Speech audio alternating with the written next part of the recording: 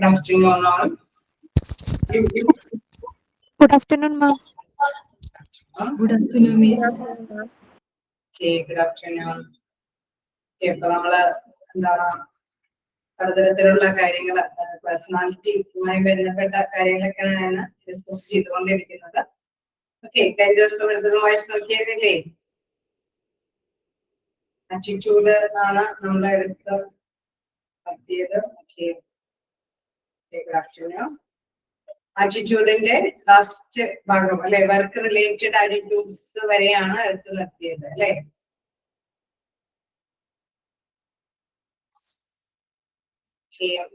എന്തെങ്കിലും ഡൗട്ടുകളൊക്കെ ഉണ്ടോ? ഒന്നുമില്ല, നമുക്ക് കണ്ടിന്യൂ ചെയ്ത് പോവാം. ഓക്കെ അല്ലേ? ഓക്കെ, അപ്പൊ നമുക്ക് നോക്കാം.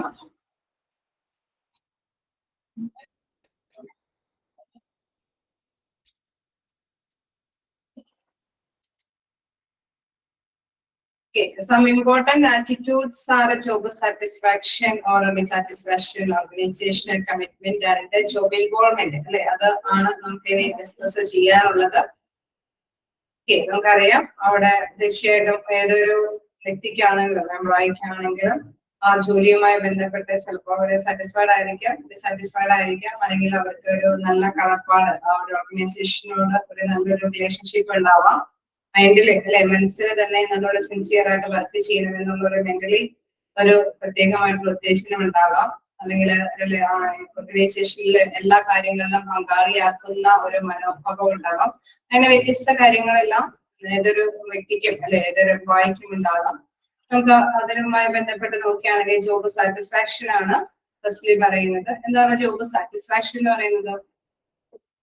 Job satisfaction is an attitude that indicates the degree to which a person feels pleased or content with their work. Okay, അവരുടെ വർക്കുമായിട്ട് ബന്ധപ്പെട്ട് വരികയാണെങ്കിൽ ഒരു തൊഴിലിടത്തിൽ വർക്ക് ചെയ്യുമ്പോൾ ആ എംപ്ലോയി അദ്ദേഹം എന്താണ് അദ്ദേഹത്തിന് കണ്ടന്റ് അല്ലെ, സന്തോഷം, സംതൃപ്തി അല്ലെങ്കിൽ സന്തോഷം നിറഞ്ഞ ഒരു അനുഭവമാണ് ഉള്ളതെങ്കിൽ തീർച്ചയായിട്ടും നമ്മൾ പറയും സാറ്റിസ്ഫൈഡ് ആണ്. ഓക്കെ, എങ്ങനെയുണ്ട് ജോലി എന്ന് ചോദിക്കുമ്പോൾ ഓക്കെ കുഴപ്പമില്ല, നമ്മൾ തൃപ്തരാണ് എന്ന് പറയണമെങ്കിൽ തീർച്ചയായിട്ടും നമുക്ക് അവിടെ ആ ജോലിയുമായി പൊരുത്തപ്പെട്ട് പോകാനായിട്ട് സാധിക്കണം അല്ലെ, ഒരു സന്തോഷം അനുഭവപ്പെടാനായിട്ടുള്ള സാധ്യത ഉണ്ടാവണം.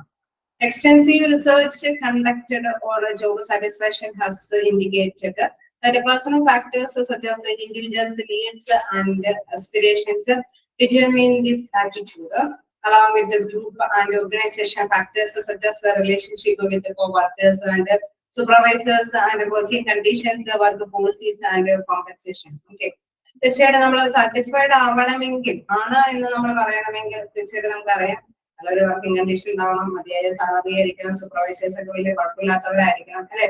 തീർച്ചയായിട്ടും അങ്ങനെയൊക്കെ വരുമ്പോഴാണ് നമ്മൾ സാറ്റിസ്ഫൈഡ് ആണെന്ന് പറയാം അല്ലെ. അല്ലെങ്കിൽ ഓവർലോഡ് വർക്ക്, മതിയായ സാലറി ഇല്ല, നല്ല രീതിയിലുള്ള വർക്കിംഗ് കണ്ടീഷൻ ഒന്നും അവൈലബിൾ അല്ല എങ്കിൽ തീർച്ചയായിട്ടും നമ്മൾ എന്താണ് അൺസാറ്റിസ്ഫൈഡ് ആയിരിക്കും അല്ലേ. ശരിയല്ലേ? അവിടെയുള്ള നിയമങ്ങളെല്ലാം പാലിച്ചു പോകാൻ പറ്റുന്നതൊക്കെ ആണെങ്കിലല്ലേ സാറ്റിസ്ഫാക്ഷൻ കിട്ടുള്ളൂ. അതെ അല്ലെ. അപ്പൊ സാറ്റിസ്ഫാക്ഷൻ എന്ന് പറയുന്ന ഒരു മനോഭാവം ഉണ്ടെങ്കിൽ ഉണ്ടാവണമെങ്കിൽ എംപ്ലോയിക്ക് പല കാര്യങ്ങളൊക്കെ അതിന് അനുയോജ്യമായ രീതിയിൽ വേണം അല്ലെ. തീർച്ചയായിട്ടും നല്ലൊരു ബന്ധം സ്ഥാപിക്കാൻ പറ്റുന്ന തക്കവിധത്തിലുള്ള ഒരു അന്തരീക്ഷമായിരിക്കണം. തൊഴിലുടമയും തൊഴിലാളികളും സഹപ്രവർത്തകരൊക്കെ തമ്മിൽ നല്ല റിലേഷൻഷിപ്പ് കീപ്പ് ചെയ്യാൻ പറ്റുന്ന ഒരു അന്തരീക്ഷമായിരിക്കണം. മതിയായ വർക്കിംഗ് സാഹചര്യങ്ങളൊക്കെ ഉണ്ടായിരിക്കണം അല്ലെ. അവിടെ കുറച്ച് ഒരു എന്താ പറയുക ഭയങ്കര ചൂടും വർക്ക് ലോഡുകളൊക്കെ കൂടുതലൊക്കെ കൊടുത്തു കഴിഞ്ഞാൽ തീർച്ചയായിട്ടും നമുക്കറിയാം ഒരു സാറ്റിസ്ഫാക്ഷനും ഉണ്ടാവില്ല അല്ലെ. അവിടെ എല്ലാ അനുകൂലമായിട്ടുള്ള കാര്യങ്ങൾ ഉണ്ടെങ്കിലും മതിയായ കോമ്പൻസേഷനും അല്ലെങ്കിൽ നിയമങ്ങളൊക്കെ ആണെങ്കിൽ പാലിച്ചു പോകാൻ പറ്റുന്ന നിയമങ്ങളൊക്കെ ആണെങ്കിലാണ് ആ ഒരു എംപ്ലോയി സാറ്റിസ്ഫൈഡ് ആണ് എന്ന് പറയാനായിട്ട് സാധിക്കുകയുള്ളൂ. Then a satisfied employee also tends to be absent less often, to make positive contributions and to stay with the organization. Okay, സംതൃപ്തരായിട്ടുള്ള എംപ്ലോയി ആണെങ്കിൽ തീർച്ചയായിട്ടും ജോലിക്ക് പോകാനായിട്ട് അവർക്ക് താല്പര്യം ഉണ്ടാവോ ഇല്ലേ? അവര് ഇന്ന് വേണ്ട, ഒന്ന് രാവിലെ തന്നെ എണീക്കുമ്പോ തന്നെ ജോലിക്ക് പോകണമല്ലോ എന്നുള്ള ഒരു മൈൻഡായിരിക്കില്ല. നല്ല സാറ്റിസ്ഫാക്ഷൻ ഉണ്ടെങ്കിൽ എന്താണ് കുഴപ്പമില്ല, അവർ ഫ്രഷ് ആയിട്ട് തന്നെ എണീറ്റ് അല്ലെ ബാക്കി കാര്യങ്ങളൊക്കെ ചെയ്ത് നല്ല ഫ്രഷ് ആയിട്ട് തന്നെ പോകാനായിട്ട് ശ്രമിക്കും അല്ലെ. ആബ്സെന്റീസ് ഒക്കെ വളരെ കുറവായിരിക്കും. അതേപോലെ തന്നെ അവർ നല്ല പോസിറ്റീവ് ആയിട്ടുള്ള രീതിയിലായിരിക്കും അവരെ കോൺട്രിബ്യൂട്ട് ചെയ്യുന്ന വെച്ചാൽ അവർ നന്നായിട്ട് തന്നെ വർക്ക് ചെയ്യാനൊക്കെ ആയിട്ട് ശ്രമിക്കും. And do stay with organisation, അവിടെ ഓർഗനൈസേഷനിൽ നിന്ന് പോകാനായിട്ട് അവർ ആഗ്രഹിക്കും. കാരണം അവർക്ക് സാറ്റിസ്ഫൈഡ് ആയിട്ടുള്ള ഒരു ആറ്റിറ്റ്യൂഡാണ് ഫീൽ ചെയ്യുന്നത്. ഓക്കെ, ക്ലിയർ അല്ലേ? ക്ലിയർ ഫോളോ ചെയ്ത് പോവാലോ. കോൺട്രാസ്റ്റ് നോക്കാം, അതിന് നേരെ വിപരീതമായിട്ട് dissatisfied employees may be absent more often. Okay, dissatisfied employee may be absent more often, may experience stress and that disrupts co-workers and may be continually looking for another job. Okay, unsatisfied ആണെങ്കിൽ തീർച്ചയായിട്ടും അവർക്കറിയാം അവർക്ക് ജോലിക്ക് പോകാനൊന്നും താല്പര്യമൊന്നും ഉണ്ടാവില്ല. അവർക്ക് എപ്പോഴും അല്ലെ ഒരു സമ്മർദ്ദം ഉണ്ടാവും, അയ്യോ പോണോ പോകണ്ട എന്നൊക്കെ ഒരു മൈൻഡ് തന്നെയായിരിക്കും. അവരെപ്പോഴും എന്താണ് മറ്റൊരു ജോലി അന്നത്തെ ജോബിന് വേണ്ടിയിട്ടായിരിക്കും ശ്രമിക്കുന്നത് എപ്പോഴും അല്ലെ. ഈ ജോലിയിൽ നിന്ന് എങ്ങനെയെങ്കിലും പോണം എന്നുള്ളൊരു മൈൻഡ് ആയിരിക്കും. എങ്ങനെയുള്ള ഒരു അൺസാറ്റിസ്ഫൈഡ് ആയിട്ടുള്ള എംപ്ലോയി ആണ്. ഓക്കെ, അപ്പൊ തീർച്ചയായിട്ടും ഇവിടെ മനസ്സിലാക്കേണ്ടത് എംപ്ലോയിക്ക് അല്ലെ ജോലി നല്ല സംതൃപ്തകരമായിട്ടുള്ള അന്തരീക്ഷം ഉണ്ടാക്കി കൊടുക്കുക എന്നത് പ്രധാനപ്പെട്ട കാര്യമാണ്. Then organizational elements that impact employee satisfaction include pay, promotion policies and procedure of the organization and working conditions. Okay, നമ്മൾ കണ്ടതാണ് നല്ല രീതിയിലുള്ള സാറ്റിസ്ഫാക്ഷൻ ഉണ്ടാവണമെങ്കിൽ അവർക്ക് മതിയായ പേയ്മെന്റുകൾ കൊടുക്കണം, പ്രൊമോഷൻ സാധ്യതകളൊക്കെ ഉണ്ടെങ്കിൽ അല്ലെ സ്ഥാനക്കയറ്റൊക്കെ അങ്ങനെയുള്ള സാധ്യതകളൊക്കെ ഉണ്ടെങ്കിൽ അതൊക്കെ അവൈലബിൾ ആക്കി കൊടുക്കണം. നല്ല നല്ല നിയമങ്ങളും നടപടിക്രമങ്ങളൊക്കെ ഓർഗനൈസേഷൻസ് അവിടെ ലഭ്യമാക്കി കൊടുക്കേണ്ടതുണ്ട്. വർക്കിംഗ് കണ്ടീഷൻസ് ഒക്കെ ഫേവറബിൾ ആയ രീതിയിലൊക്കെ എന്താണ് എംപ്ലോയീസിന് ലഭ്യമാക്കി കൊടുക്കണം. Group factors involving relationship with coworkers and supervisors also influence job satisfaction. Okay, നമുക്കറിയാം നമ്മുടെ സഹപ്രവർത്തകരൊക്കെ ആയിട്ട് നല്ലൊരു റിലേഷൻഷിപ്പ് അല്ലെ, ഗ്രൂപ്പ് റിലേഷൻഷിപ്പ്, നല്ലൊരു ബന്ധം, പരസ്പരം നല്ലൊരു ബന്ധം, അല്ലെങ്കിൽ സൂപ്പർവൈസേഴ്സ് ഒന്നും എന്താ പറയാ കഴിച്ചു തീരുന്ന ഒരു സ്വഭാവമൊക്കെ ആണെങ്കിൽ പോകുന്നത് തന്നെ പേടിയായിരിക്കും അല്ലെ. അപ്പൊ അങ്ങനെയുള്ള ഒരു റിലേഷൻഷിപ്പ് അല്ലാതെ സൗഹൃദത്തോടു കൂടിയിട്ട് ജോലി ചെയ്യാവുന്ന ഒരു അന്തരീക്ഷം, അതെല്ലാം തീർച്ചയായിട്ടും ഏതൊരു എംപ്ലോയിയും സാറ്റിസ്ഫൈഡ് ആക്കി കൊടുക്കുന്ന ഘടകങ്ങളിൽ പെടുന്നതാണ്. Similarly satisfaction is influenced by personal factors such as individuals needs and goals. Okay, നമുക്കറിയാം വ്യക്തിപരമായിട്ടും ഏതൊരു എംപ്ലോയീസിന്റെയും ആവശ്യങ്ങൾ അവരുടെ ലക്ഷ്യങ്ങളൊക്കെ സാക്ഷാത്കരിച്ചു കൊടുക്കുന്ന രീതിയിലൊക്കെ ആണെങ്കിൽ തീർച്ചയായിട്ടും എംപ്ലോയീസ് ഒക്കെ സാറ്റിസ്ഫൈഡ് ആയിരിക്കും. If employees are satisfied with the job, it can result in a reduced employee turnover and fewer absence and vice versa. Okay, നമുക്കറിയാം നമ്മൾ നേരത്തെ കണ്ടതാണ്, നമ്മൾ ഹാപ്പി ആണെങ്കിൽ അല്ലെ ഏതൊരു ഓർഗനൈസേഷനിൽ വർക്ക് ചെയ്യുന്ന ഏതൊരു എംപ്ലോയി ആണെങ്കിലും അവര് ഹാപ്പി ആണെങ്കിൽ അവിടെ എന്താണ് റെഡ്യൂസ് എംപ്ലോയി ടേൺ ഓവർ പറഞ്ഞാൽ ആ ഓർഗനൈസേഷനിൽ നിന്ന് വിട്ടുപോകുന്ന നിരക്ക് കുറവായിരിക്കും. അവര് കണ്ടിന്യൂസ് ആയിട്ട് ഓഫീസിൽ പോകാനായിട്ട് തയ്യാറാവും. അതുകൊണ്ട് തന്നെ ആബ്സെന്റീസവും കുറവായിരിക്കും അല്ലെ. സാറ്റിസ്ഫൈഡ് ആയിട്ടുള്ള എംപ്ലോയി ആണെങ്കിൽ മാത്രമാണ് ഇതെല്ലാം നമുക്ക് ഫുൾഫില്ല് ചെയ്ത് പോകാനായിട്ട് സാധിക്കും. അല്ലാത്ത പക്ഷം നമുക്കറിയാം ഡിസാറ്റിസ്ഫൈഡ് ആണ് എങ്കിൽ ആ കമ്പനിയിൽ നിന്ന് വിട്ടുപോകാൻ എപ്പോഴും അവര് താല്പര്യം പ്രകടിപ്പിക്കും, എപ്പോഴും ആബ്സെന്റീസ് ഒക്കെ ഉണ്ടാവാനായിട്ടുള്ള സാധ്യതകളുണ്ട്. ഓക്കെ, സാറ്റിസ്ഫാക്ഷൻ എന്നുള്ളത് എന്താണെന്ന് മനസ്സിലായോ? ജോബ് സാറ്റിസ്ഫാക്ഷൻ ആറ്റിറ്റ്യൂഡ് കേളേ സിമ്പിൾ ആയിട്ട് നമുക്ക് അറിയാവുന്ന ഒരു കാര്യം തന്നെയാണ് അല്ലെ. ഏതൊരു ജീവനക്കാർ നമ്മൾ എല്ലാവരും ജോലിക്ക് പോകാനായിട്ട് ആഗ്രഹിക്കുന്ന എല്ലാവരും ആഗ്രഹിക്കുന്ന കാര്യമാണ് സാറ്റിസ്ഫാക്ഷൻ കിട്ടണമെന്നത്. അത് പേയ്മെന്റിന് മാത്രം കിട്ടിയാൽ സാറ്റിസ്ഫാക്ഷൻ കിട്ടണമെന്നില്ല. നല്ല വർക്കിംഗ് കണ്ടീഷൻ ഉണ്ടാവണം, നല്ല സഹപ്രവർത്തകരായിരിക്കണം, പോളിസി നിയമങ്ങളൊക്കെ നമുക്ക് പാലിച്ചു പോകാനൊക്കെ ആയിട്ട് പറ്റണം അല്ലെ. നേരത്തെ നമ്മൾ പറയാ അകലത്തിൽ വളരെ അകലെയുള്ള ഒരു ജോലിയാണ് എങ്കിലും ഒരു 7 മണിക്കൊക്കെ എത്തണം എന്നുള്ള ഒരു പോളിസി നയം തന്നെ ഉണ്ടെങ്കിൽ നമുക്കറിയാം അവിടെ ചിലപ്പോൾ ബുദ്ധിമുട്ടൊക്കെ ആയിരിക്കും. അതേസമയം അല്ലെ അടുത്തൊക്കെയുള്ള ഇൻസ്റ്റിറ്റ്യൂഷനിലേക്കൊക്കെ പോകാൻ അതുകൊണ്ടാണ് താല്പര്യം കാണിക്കുന്നത്. കാരണം ആ നിയമം അനുസരിച്ചിട്ട് അത് പാലിക്കാനായിട്ട് ഫേവറബിൾ ആണ് അല്ലെ. അപ്പൊ എല്ലാ കാര്യവും ശ്രദ്ധിക്കണം. ഒരു സാറ്റിസ്ഫൈഡ് ആയിട്ടുള്ള എംപ്ലോയി ആണെങ്കിൽ അവർക്ക് അനുയോജ്യമായിട്ടുള്ള നയങ്ങൾ ഉണ്ടെങ്കിലാണ് ആ ഒരു എംപ്ലോയി സാറ്റിസ്ഫൈഡ് ആവുക. ഓക്കെ, ഇനി നമുക്ക് നെക്സ്റ്റ് നോക്കാനുള്ളത് ഇതാണ് organisational commitment and involvement. Okay, അത് എന്താണെന്നുള്ളത് നോക്കാം. ഓർഗനൈസേഷണൽ കമ്മിറ്റ്മെന്റ് എന്ന് പറയുമ്പോൾ തീർച്ചയായിട്ടും നോക്കാം. 2 other key work related attitude are organization commitment and engagement. എന്താണ് കമ്മിറ്റ്മെന്റ് എന്ന് പറയുന്നത്? മറ്റൊരു മനോഭാവങ്ങളാണ്. Organization commitment refers to an individual's sense of identification with and loyalty to an organization. അതായത് ആ ഓർഗനൈസേഷനോട് വിശ്വസ്തതാപൂർവം ഡീൽ ചെയ്യാനായിട്ടുള്ള ഒരു കാര്യം അല്ലെ. നമുക്കറിയാം നല്ലൊരു കമ്മിറ്റ്മെന്റ് ഉണ്ടാവണമെങ്കിൽ എന്താണ്? ഓർഗനൈസേഷൻ ആ പേഴ്സണോട് അല്ലെ ആ എംപ്ലോയിനോട് നല്ല വിശ്വസ്തതാപൂർവം തന്നെ പെരുമാറണം. ഓക്കെ, നമ്മള് ഒരു മാസം ജോലി ചെയ്ത് കഴിഞ്ഞ് കഴിഞ്ഞാൽ സാലറി നമുക്ക് തരുന്നില്ലെങ്കിൽ നമുക്ക് ആ കമ്പനിയോട് വിശ്വസ്തത ഉണ്ടാവുമോ? 1-2 മാസമൊക്കെ നമ്മൾ ജോലി ചെയ്തിട്ട് എഗ്രിമെന്റിൽ പറഞ്ഞ സാലറി ഒന്നും കിട്ടുന്നില്ലെങ്കിൽ വിശ്വസ്തത ഉണ്ടാവുമോ? ഇല്ല അല്ലെ. ഇൻ കേസ് നമ്മൾ അഡീഷണൽ ആയിട്ട് ഒരു മണിക്കൂർ ഒരു ദിവസത്തിന് അവേഴ്സ് ചിലപ്പോൾ വേണമെങ്കിൽ ഹോളിഡേയ്സിലൊക്കെ വർക്ക് ചെയ്യാനായിട്ട് സന്നദ്ധത പ്രകടിപ്പിച്ചു. അവര് യാതൊരു തരത്തിലുള്ള പ്രത്യേകമായിട്ടുള്ള അല്ലെ പേയ്മെന്റ്സ് ഒന്നും തരുന്നില്ലെങ്കിൽ നമുക്കൊരു വിശ്വസ്തത ഉണ്ടാവോ? ഇല്ല അല്ലെ. അവർക്ക് വീണ്ടും ഹോളിഡേയ്സ് വന്നു കഴിഞ്ഞാൽ വർക്കിനെ വിളിച്ചാൽ നമ്മൾ പോവില്ല അല്ലെ.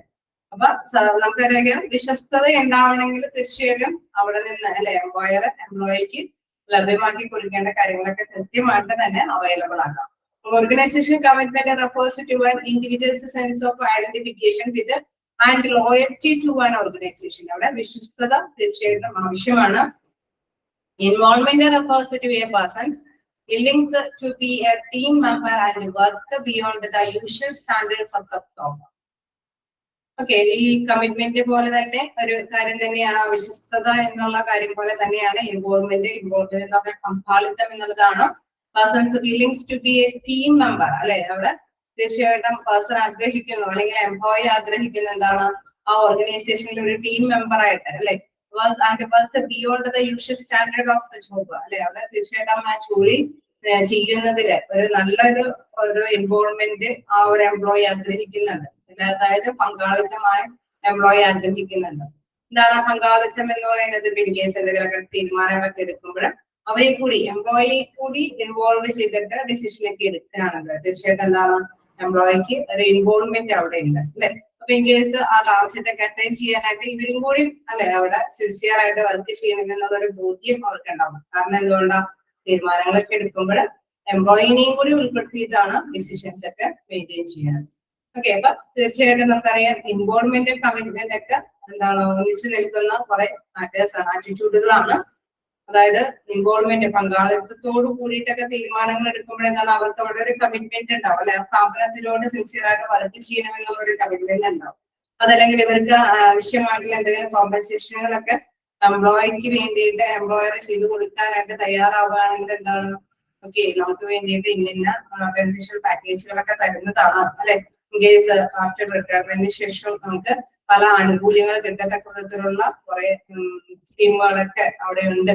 തീർച്ചയായിട്ടും അപ്പൊ എംപ്ലോയറിനോട് കൂടുതലായിട്ടുള്ള ഒരു താല്പര്യം അല്ലെങ്കിൽ തൊഴിലിനോട് ആ കമ്പനിയോട് ആത്മാർത്ഥമായിട്ട് പെരുമാറാനായിട്ടുള്ള ഒരു താല്പര്യം ആ ഒരു ആറ്റിറ്റ്യൂഡ് എംപ്ലോയിയുടെ മൈൻഡിൽ ഉണ്ടാവുകയാണ് ചെയ്യുന്നത്. അപ്പൊ താഴേക്ക് an employee with little involvement is motivated by extrinsic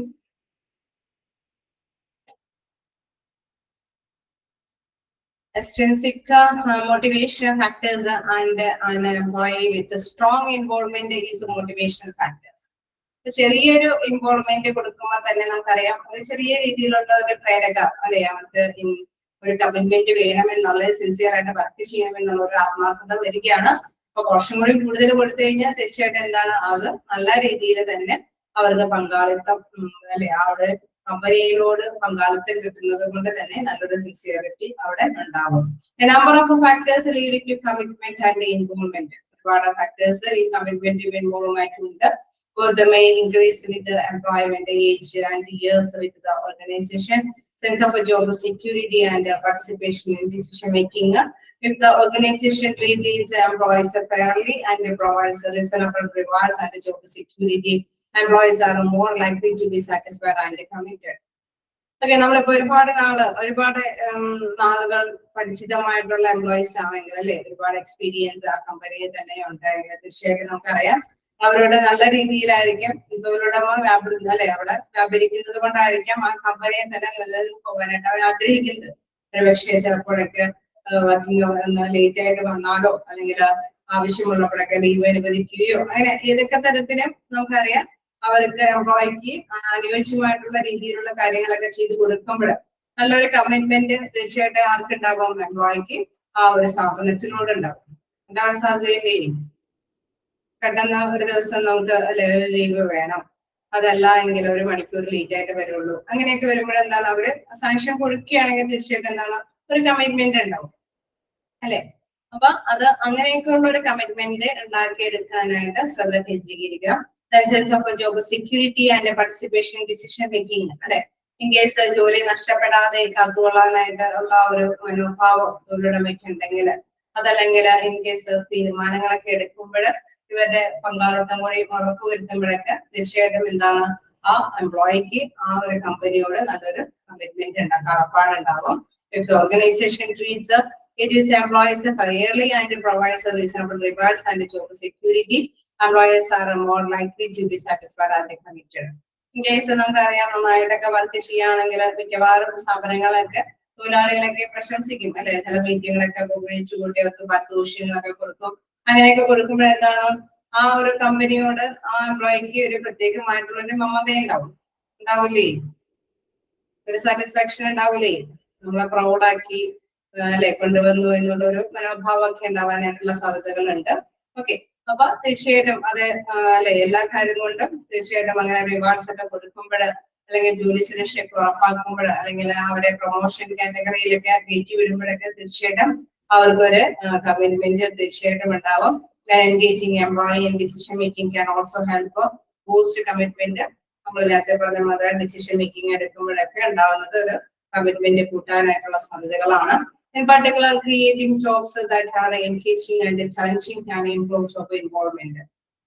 okay, നമുക്കറിയാം എന്തെങ്കിലും ചലഞ്ചസ് വന്നാലും അത് ചെയ്യണമെന്നുള്ള ഒരു കമ്മിറ്റ്മെന്റ് അവിടെ തീർച്ചയായിട്ടും ഉണ്ടാവും അല്ലെ, അതിൽ പങ്കുവയ്പ്പം. ഇൻ കേസ് നമ്മളിപ്പോ പുതിയ വെല്ലുവിളികളൊക്കെ വരികയാണെങ്കിൽ അല്ലെങ്കിൽ ടെക്നോളജി ഡെവലപ്പൊക്കെ ചെയ്തു വരുമ്പോൾ നമ്മുടെ ഓർഗനൈസേഷനിലേക്ക് അല്ലെങ്കിൽ കമ്പനിയിലേക്ക് അത് ഇംപ്ലിമെന്റ് ചെയ്യണമെന്നൊക്കെ ആഗ്രഹിക്കുമ്പോൾ തീർച്ചയായിട്ടും അവരെ കൂട്ടിയിട്ട് എംപ്ലോയീസിനൊക്കെ കൂട്ടിയിട്ടൊക്കെ ആയിരിക്കും ഡിസിഷൻ എടുക്കുന്നത്. അപ്പൊ അവിടെ എന്താണ് അവർക്ക് ആ ഒരു പ്രശ്നങ്ങളെ അല്ലെങ്കിൽ പുതിയ വെല്ലുവിളികളൊക്കെ ഒന്നിച്ച് തന്നെ അവിടെ ഫേസ് ചെയ്യാനായിട്ട്, അതല്ലെങ്കിൽ നല്ലൊരു കടപ്പാടോട് കൂടിയിട്ട് അല്ലെ കമ്പനിയോട് കൂടി കൂടുതലായിട്ട് നിന്ന് അത് പരിഹരിച്ച് അല്ലെങ്കിൽ അതിന്റെയൊക്കെ ലക്ഷ്യം നേടിയെടുക്കാനായിട്ട് ശ്രമിക്കാനായിട്ട് സാധിക്കും എന്നുള്ളതാണ്. അപ്പൊ തീർച്ചയായിട്ടും തൊഴിലുടമയാണെങ്കിൽ ഇത്തരത്തിലുള്ള മനോഭാവം ഉണ്ടാക്കി തീർക്കുന്നത് എപ്പോഴും ബെറ്റർ ആയിരിക്കും അല്ലെ, കാരണം എംപ്ലോയി കൂടുതലായിട്ട് ഇൻവോൾവ് ചെയ്ത് അല്ലെങ്കിൽ കൂടുതലായിട്ട് സിൻസിയർ ആയിട്ട് വർക്ക് ചെയ്യാനായിട്ടുള്ള സാധ്യത കൂടുതലായിരിക്കും. എന്താണ് സാറ്റിസ്ഫാക്ഷൻ എന്ന് പറഞ്ഞാലും എന്താണ് ഓർഗനൈസേഷൻ കമ്മിറ്റ്മെന്റ് ആൻഡ് ഇൻവോൾവ്മെന്റ് എന്ന് പറഞ്ഞാലും ഓക്കെ അല്ലേ? ലോയൽറ്റി ഒന്ന് നോട്ട് ചെയ്ത് പോവുക. Organisation commitment refers to an individual sense of identification with and loyalty to an organization. Involvement എന്ന് പറയുമ്പോഴും നമ്മൾ മനസ്സിലാക്കി വെക്കാം, എന്തെങ്കിലും ഡിസിഷൻ ഒക്കെ എടുക്കുമ്പോഴൊക്കെ അവരുടെ പങ്കാളിത്തം ഉറപ്പാക്കുക, ഇതൊക്കെയാണ് പ്രധാനമായിട്ടും ഇൻവോൾവ്മെന്റിൽ ഉദ്ദേശിക്കുന്നത്.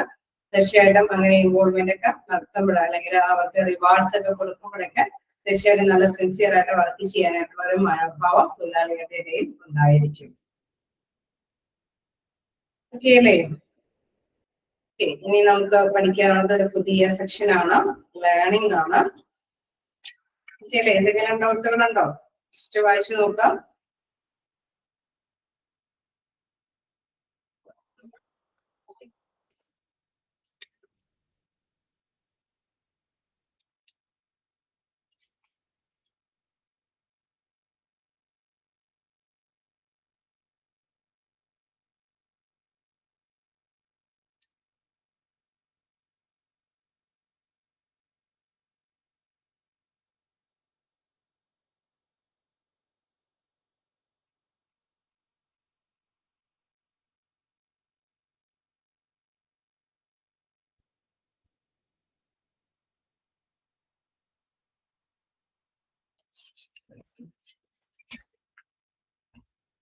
ഓക്കെ, അടുത്ത ഭാഗത്തേക്ക് പോകാം. ചെറിയൊരു ക്വസ്റ്റ്യൻ നമ്മുടെ കഴിഞ്ഞു. ഇനി നെക്സ്റ്റ് പഠിക്കാനുള്ളത് ലേണിംഗ് ആണ്. ലേണിംഗില് കുറച്ച് കാര്യങ്ങളുണ്ട്. കമ്പോണൻസ് ഓഫ് ലേണിംഗ് പ്രോസസ്സുകളുണ്ട്. then എന്താണ് ലേണിംഗ് തിയറീസ് ഉണ്ട്. ഓക്കെ, നമുക്ക് പറ്റാവുന്നിടത്തോളം നോക്കി പോവാം. ഫസ്റ്റ്ലി മനസ്സിലാക്കുക, ലേണിംഗ് എന്ന് പറയുമ്പോൾ എന്താണ്? പഠനം അല്ലെ. പഠിക്കുക എന്ന് പറയുന്നത് നമുക്കറിയാം, ചെറുപ്പം ജനിക്കുമ്പോൾ മുതൽ നമ്മൾ പഠിച്ചു വരികയാണ് അല്ലെ. കുട്ടിയായിരിക്കുമ്പോൾ തുടങ്ങി നമ്മൾ എന്താണ് ഓരോ സ്റ്റെപ്പ് ബൈ സ്റ്റെപ്പ് ആയിട്ട് ഓരോ കാര്യങ്ങൾ പഠിച്ച് അല്ലെ. എനിക്ക് തോന്നുന്നു അതൊക്കെ ആയാലും നമ്മളിങ്ങനെ പഠിച്ച് അല്ലെ, നമ്മളെ എന്താ പറയാ ജീവിതം അവസാനിക്കുന്ന വരെ ഓരോ കാര്യങ്ങൾ നമ്മൾ പഠിച്ചിരുന്നു അല്ലെ. എക്സ്പീരിയൻസ് നമ്മുടെ എന്താണ് നല്ല അനുഭവങ്ങളാണ് കൂടുതലായിട്ട് നമുക്ക് പഠിക്കാനായിട്ടുള്ള സാഹചര്യങ്ങൾ സൃഷ്ടിക്കുന്നത് അല്ലെ. ചിലര് പറയുന്ന മാതിരി തന്നെ ഇതില് ലേണിംഗ് അതൊക്കെ തന്നെയാണ് വിവരിക്കുന്നത്. അതായത് ലേണിംഗ് എന്ന് പറയുമ്പോൾ അത് സ്വയമേ നമ്മൾക്ക് സമ്പാദിക്കുക എന്നുള്ളതാണ്. പ്രത്യേകിച്ച് നമുക്കറിയാം ചെറുപ്പത്തിലുള്ള കുറെ കാര്യങ്ങളിലൂടെ ഇത് ഡിസ്കസ് ചെയ്ത് പോകുന്നതായിരിക്കും കുറച്ചുകൂടി ബെറ്റർ. അപ്പൊ ഒന്നിച്ച് തന്നെ മൂവ് ചെയ്യാനായിട്ട് ശ്രമിക്കാം. നോക്കാം, ലേണിംഗ് എന്ന് പറയുമ്പോൾ ലേണിംഗ് ഈസ് എ സിഗ്നിഫിക്കന്റ് എന്താണ് psychological factor influencing human behaviour.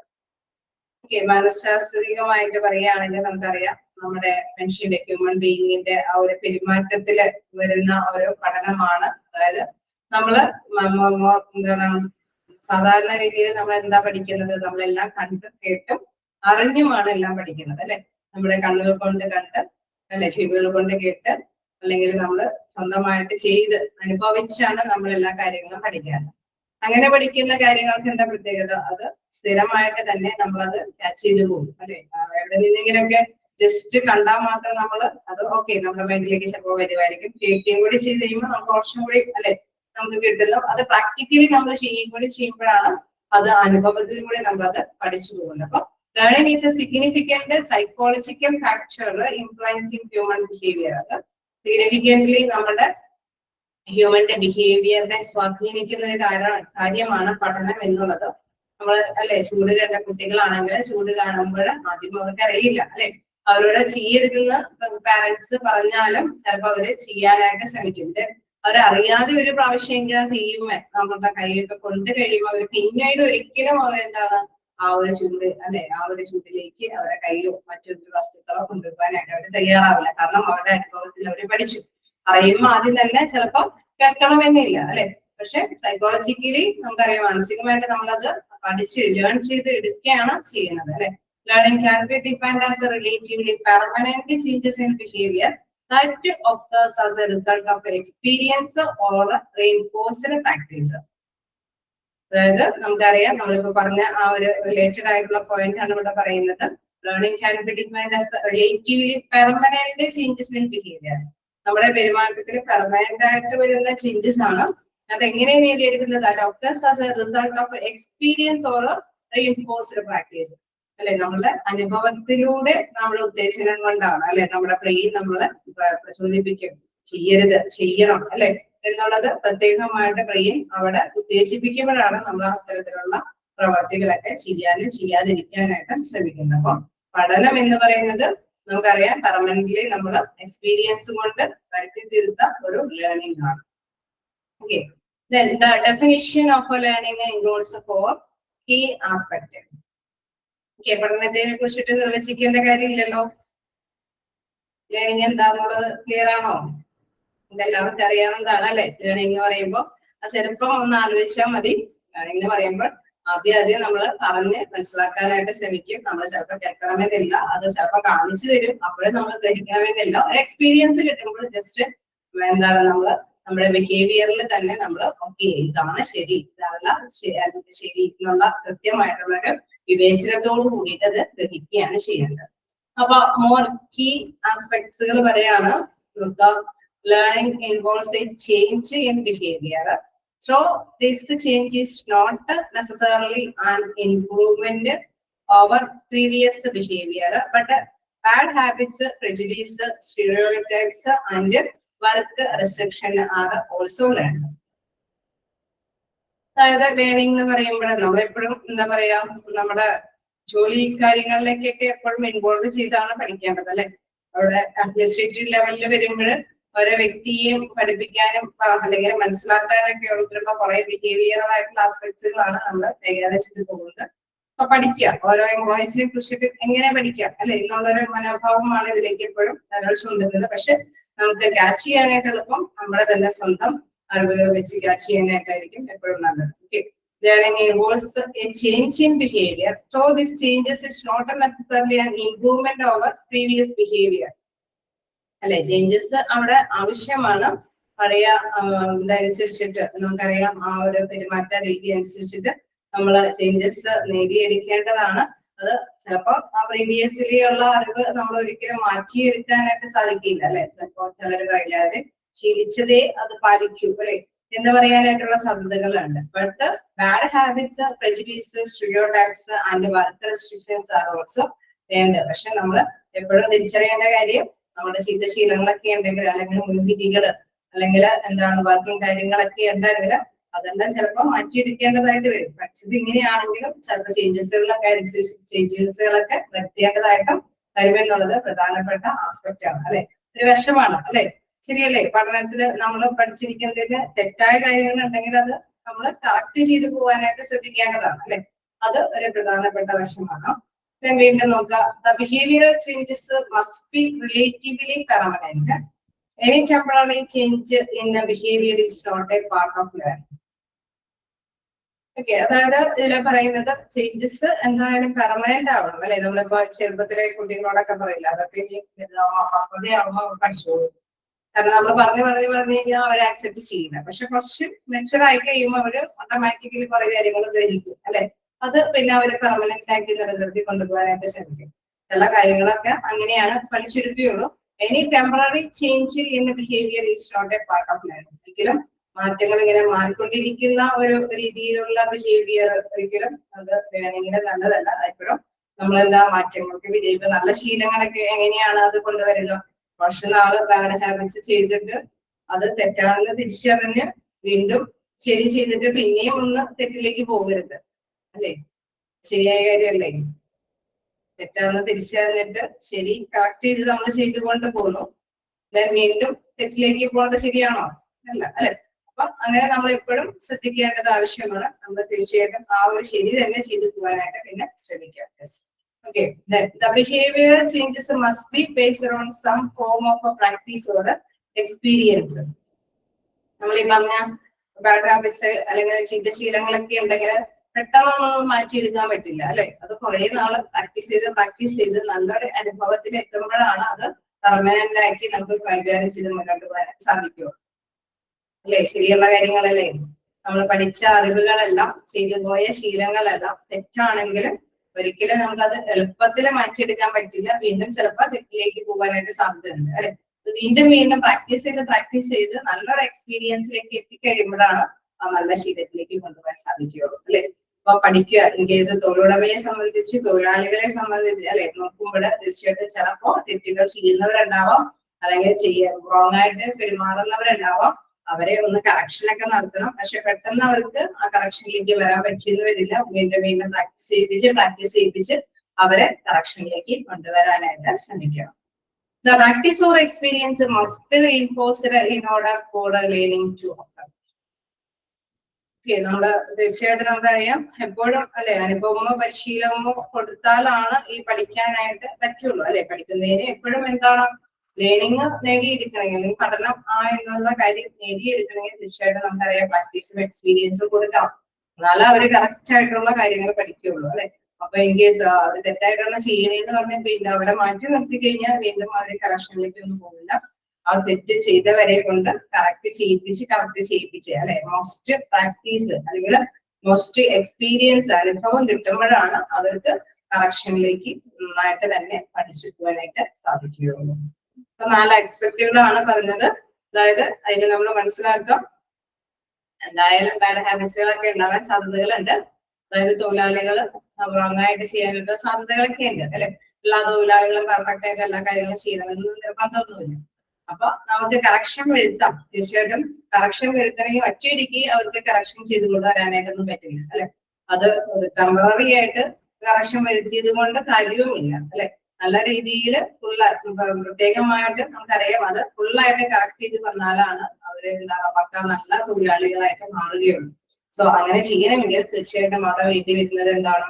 അവിടെ നന്നായിട്ട് എക്സ്പീരിയൻസ് കൊടുക്കുക, അല്ലെങ്കിൽ പ്രാക്ടീസ് കൊടുക്കുക എന്നുള്ളതാണ് പ്രധാനമായിട്ടുള്ള കാര്യം. ഓക്കെ, ക്ലിയർ ആണോ? ജസ്റ്റ് വായിച്ചതിന് പോവാട്ടോ. ഏതെങ്കിലും പോയിട്ട് ഡൗട്ട് ഉണ്ടെങ്കിൽ ചോദിക്കാം.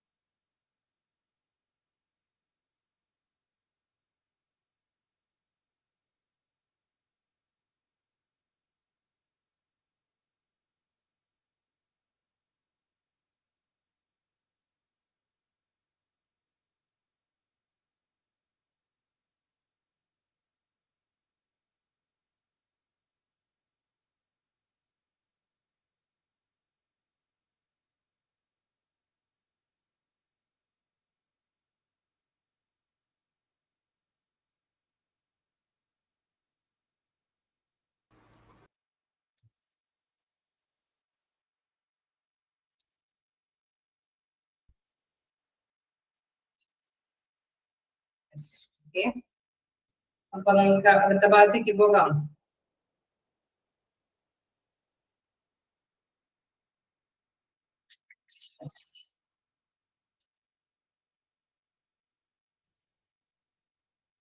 ലേണിംഗ് എല്ലാത്തിന്റെയും ആ ഗെറ്റിങ്സുകളൊക്കെ ഒന്ന് പഠിച്ചു വെക്കണം. മീൻസ് എന്താണ് ലേണിംഗ് അല്ലെങ്കിൽ എല്ലാം അങ്ങനെ തന്നെ അല്ലെ, എല്ലാ കാര്യങ്ങളും അങ്ങനെ തന്നെയാണ്. ഓർഗനൈസേഷൻ കമ്മിറ്റ്മെന്റ് എന്താണ്, ഓർഗനൈസേഷൻ ഇൻവോൾവ്മെന്റ് എന്താണ്, അതേമാതിരി ലേണിംഗ് എന്താണ്. Learning is significant psychological factors influencing human behaviour. Learning can be defined as definition ഒന്ന് ജസ്റ്റ് ഒന്ന് ഓർത്ത് വെച്ചേക്കുക.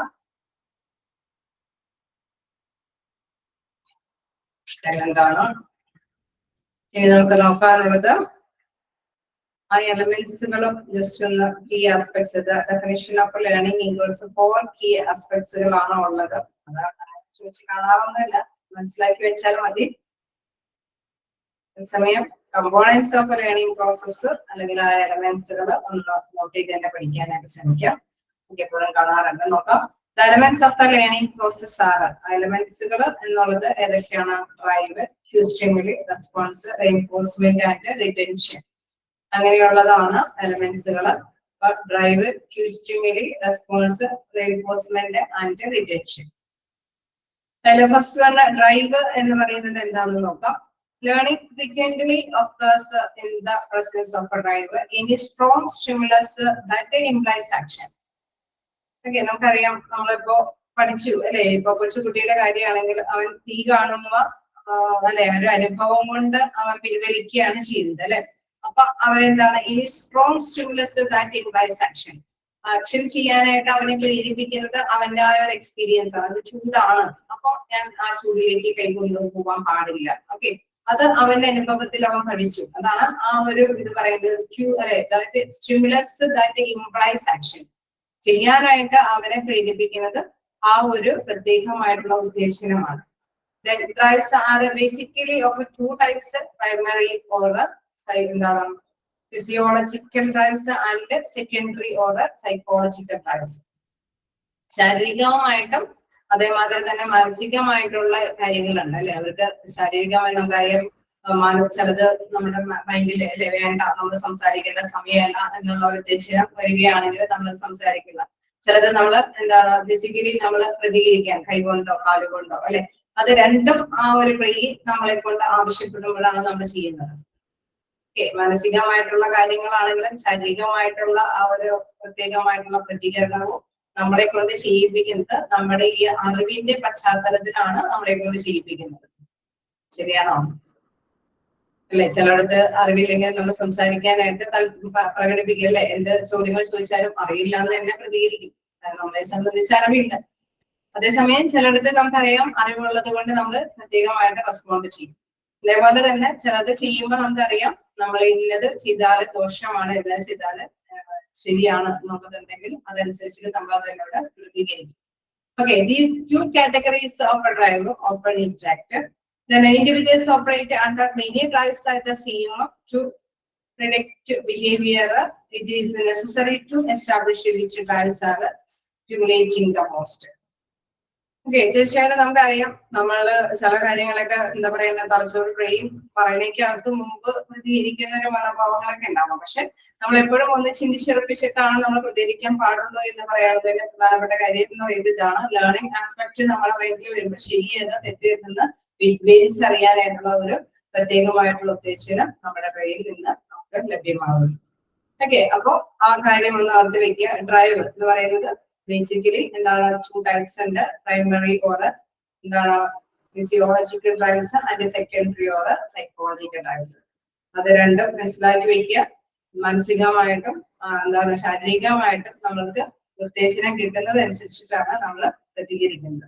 അതായത് നമ്മുടെ അറിവിന്റെ വെളിച്ചത്തിലാണ് പ്രതികരിക്കുന്നത്.